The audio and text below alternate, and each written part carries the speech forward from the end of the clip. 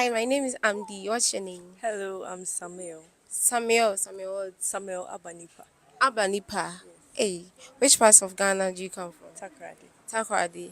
And you are in Kumasi now. Mm-hmm. Okay, welcome to KNUST. Thank you very much. Why did you choose this school as your tertiary school? Because there's no other school apart from this school. Do you have a sister who have been here? No, I have an uncle who came here.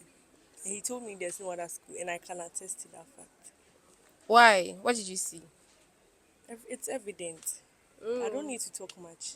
I attended Holy Child. Our slogan is actions, not words. Really? Yes.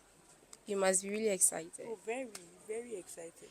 What exciting news have you ever heard from this school? Exciting news I've heard from this school. That Odisheba Priscilla is here. She's also here. Mm-hmm. She has not completed school yet. Yes, but she's still here. Oh, so you're hoping to see her? Yes, I hope to see her. Okay, what course do you offer? Land economy. Land Economy. economy. So, what inspired you to pursue that course?